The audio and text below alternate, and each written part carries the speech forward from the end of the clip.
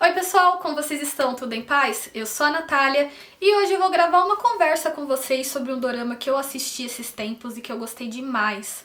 Não vai ser uma resenha propriamente dita, porque eu quero mais falar, sem um roteiro, sem nada do tipo, sobre Vincenzo. Esse foi um dorama que acabou de se encerrar na Netflix, o último episódio foi ao ar esse domingo. E ele estreou, acho que tem uns 2, 3 meses mais ou menos, foram 20 episódios. Na Coreia ele foi exibido pela TVN. E aqui no Brasil, como eu disse, ele está disponível pela Netflix. Estavam saindo 2 episódios por semana, um no sábado e um no domingo.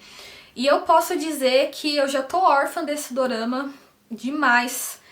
Porque era muito bom saber que eu ia ter isso no meu final de semana, no que me concentrar, sabe? De ficar presa em alguma coisa. Que era o evento do meu final de semana, né? Nessa quarentena a gente não pode sair, então o meu evento de final de semana era assistir Vincenzo, do sábado e depois no domingo.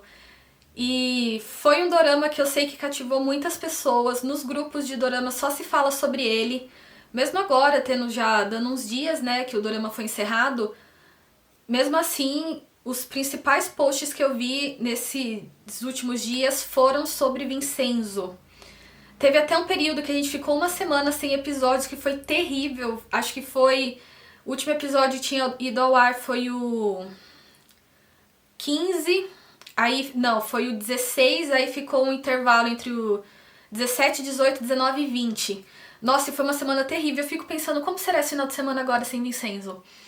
Porque, que eu me recorde, não tem nenhum dorama estreando agora na Netflix desse estilo que vai sair alguns episódios por 2 episódios por semana, que é como sempre acontece, a não ser quando é disponibilizada a temporada inteira. E nossa, sabe, Vincenzo foi muito bom. Pra mim, o melhor dorama do ano até agora, dentre os que eu assisti. E eu, falar uma coisa pra vocês, eu não tenho o hábito de pegar pra assistir dorama em andamento. Geralmente eu pego pra assistir depois que saíram todos os episódios, só que como tava todo mundo falando sobre Vincenzo desde o primeiro episódio dele que tinha ido ao ar, eu fiquei curiosa pra saber o que era aquilo que todo mundo tanto falava, sabe? Aí eu falei, vou assistir, tá na Netflix, tá fácil, então vou dar uma chance. Se eu der uma estranhada assim de acompanhar só 2 episódios por semana, depois eu pego e faço uma pausa e depois assisto tudo uma vez quando sair todos. Só que foi uma decisão muito acertada essa que eu tive de assistir os episódios conforme eles iam saindo, porque foi uma experiência muito boa, assim, sabe? Ficar mais tempo envolvida com a história. Porque se eu tivesse pego pra assistir os episódios assim direto, depois que tivesse acabado, eu ia terminar o dorama em uma semana mais ou menos. Uma semana, uns 10 dias, por aí. E acompanhando assim de pouquinho, né? Foi uma experiência que durou mais. E eu me pegava durante a semana pensando, nossa, o que vai acontecer em Vincenzo no episódio desse sábado? Ai, não sei o que. Ai, Vincenzo, que este edifício é mio, sabe? Nossa, dorameiras, se vocês assistiram Vincenzo, essa foi a frase mais icônica da temporada, que marcou todo mundo. E, enfim, né, eu tô aqui falando, já vi que deu mais de 3 minutos só falando sobre essa pequena introdução, mas como eu disse, eu quero fazer mais uma conversa, né, mesmo. Eu não escrevi nenhum roteiro, que vocês sabem que eu não escrevo roteiro, né, eu só anoto os pontos, assim, que eu não posso esquecer de falar pra eu ter uma ordem, pra tudo ficar mais claro, assim, sabe? Só que dessa vez eu não fiz isso, e eu só quero falar mesmo com vocês sobre esse dorama que já entrou aí pra minha lista dos 20 favoritos. Não entrou nos 10, mas entrou aí nos 20 favoritos, e como eu já vi bastante dorama, isso significa muito, gente. E enfim, né, sobre o que é a história. A história, o personagem principal é o Vincenzo Cassano, que ele é um coreano que foi adotado aos 8 anos por uma família da Itália. Então ele vai passar o resto da infância, adolescência e vida adulta lá. E quando ele cresce, ele se torna o consigliere da família Cassano, que é uma família da máfia. Ou seja, ele é mafioso. E daí o que acontece é que quando o chefe da família morre, ele não quer trabalhar para o filho. Então ele vai embora para a Coreia, porque ele tem uns empreendimentos lá, digamos assim. Porque o que acontece é que enquanto ele estava lá como consigliere, um cara lá da China, um bandidão, pegou e pediu ajuda pra ele pra esconder a fortuna que ele tinha. Então ele pediu ajuda pro Vincenzo, e o plano dele foi colocar toda essa fortuna em barras de ouro, que vale mais ou menos 1 bilhão de wons, né? 1 bilhão de dólares, mais ou menos.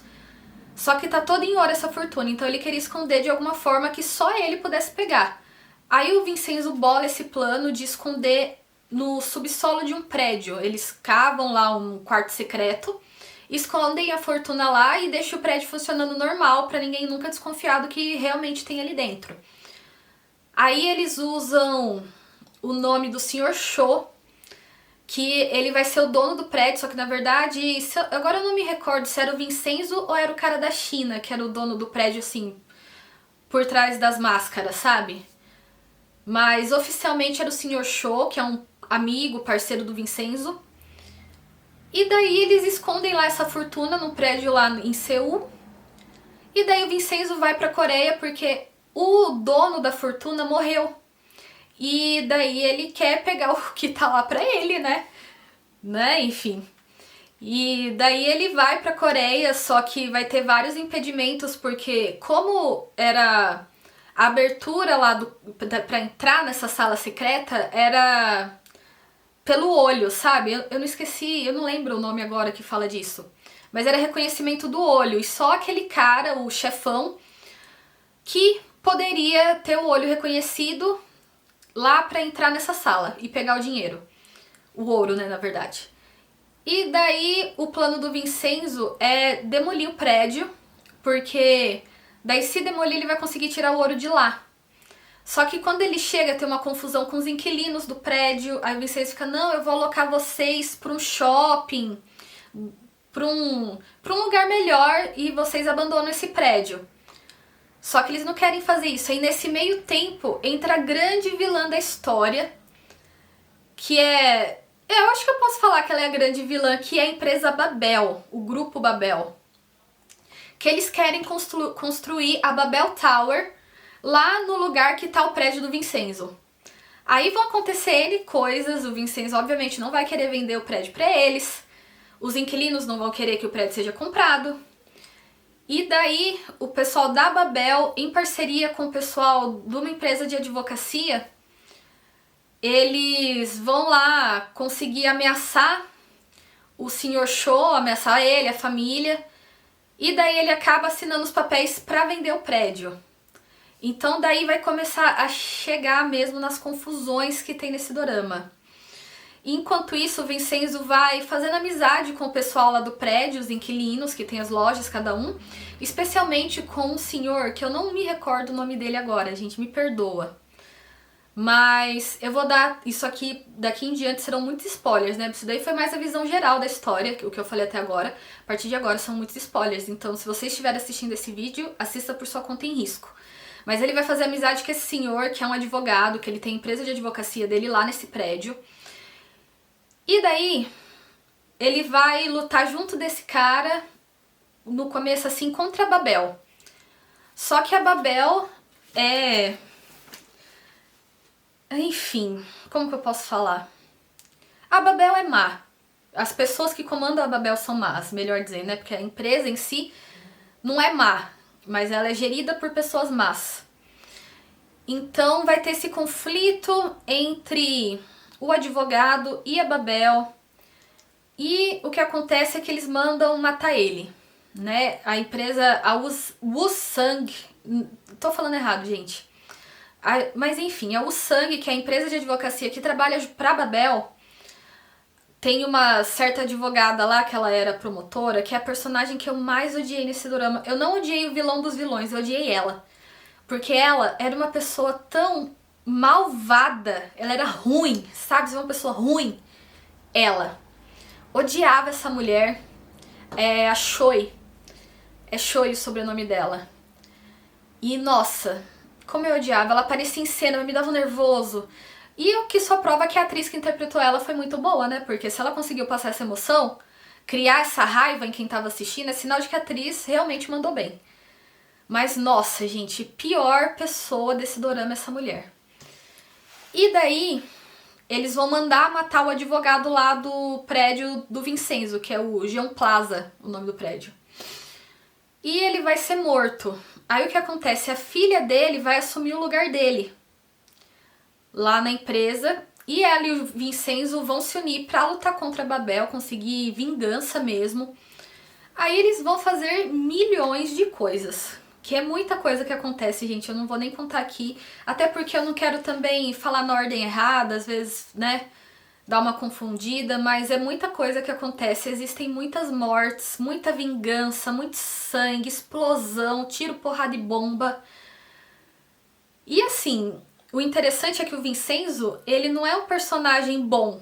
Ele é meio que um vilão, digamos assim, porque ele é da máfia, ele mata sem o mínimo de piedade, ele vive em função da vingança dele. Então, é interessante ver isso, porque mesmo assim eu me apeguei ao personagem. Eu gostava muito dele. E se a gente parar pra pensar, não tem um santo na história desse dorama.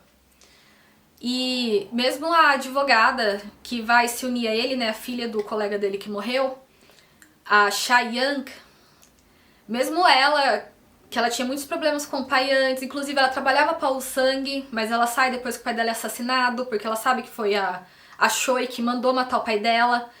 Então, quando ela assume esse lugar do pai dela, ela começa a trabalhar com o Vincenzo, ela vai se tornando mais forte, a gente percebe essa evolução nela, porque antes ela era mais fútil, eu só ligava pra... Ela era uma ótima advogada antes disso, eu não posso esquecer de falar isso, ela era uma ótima advogada, só que não é que ela vai ter mais... ela vai ter mais escrúpulos, mas mesmo assim ela vai agir na vingança dela contra a Babel e o sangue. E não vai ter medo de ameaçar, de ajudar a assassinar, de ser cúmplice. Mas mesmo assim você se apaixona por essa personagem, por ela e pelo Vincenzo. E o chip, eu já vou adiantar pra vocês que o chip é certo. Enfim, mas a gente tem pouquíssimas cenas de romance mesmo, porque eles estão vivendo em função de derrotar Babel. Todos os personagens lá do prédio, inclusive os inquilinos, eles vivem em função de derrotar Babel. Então eles vão se unir com o Vincenzo também, eles vão se tornar a família Cassano depois no final. E nossa, é um doramão, gente, de primeira categoria. Só teve umas duas coisinhas que eu fiquei com o pé atrás, porque enfim, eles conseguem se vingar contra Babel. E tem o vilão máximo lá, né, que é o... Não, o Hansel e... É o Hanseok. Eu acho que é Hanseok o nome dele. Enfim, se eu estiver falando errado, vamos nos referirmos a ele como o vilão Mor. Que é um cara psicopata. Pensa no psicopata esse cara. Só que não dá tanta raiva dele, pelo menos em mim, quanto me deu da advogada Choi. Porque, sei lá, tinha alguma coisa nele assim que a gente fica... Tinha até um meme que as meninas estavam compartilhando, que era tipo... Ele matou pessoas, mas ele estava lindo enquanto fazia isso.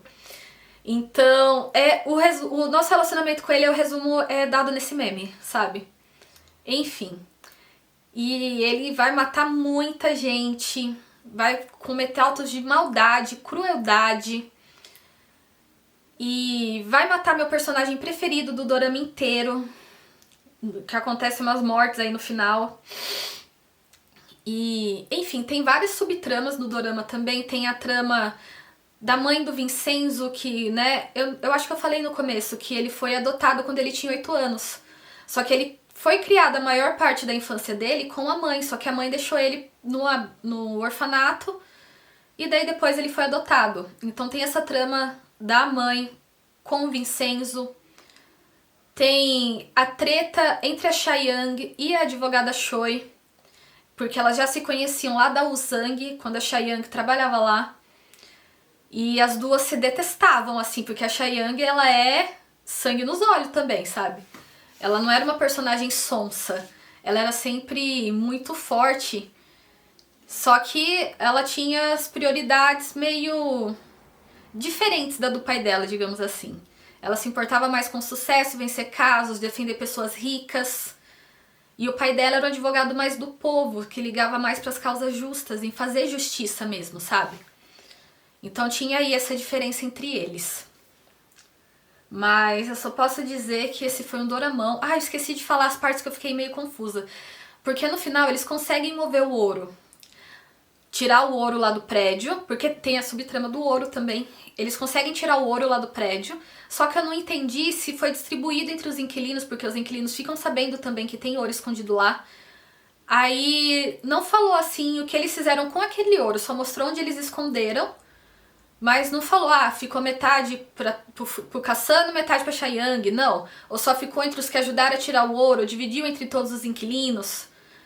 Então, não sei, sabe, o que aconteceu aí. E no final, o Vincenzo vai embora da Coreia, ele foge, depois que ele completa a vingança dele. Só que daí eu achei que ele ia sair com a empresa Bye Bye Balão, que é uma empresa que ajuda pessoas que estão com problemas na Coreia a desaparecerem. E eles dão meio que um passe pro Vincenzo, que eles sabem que ele vai ter que fugir depois que ele resolver tudo.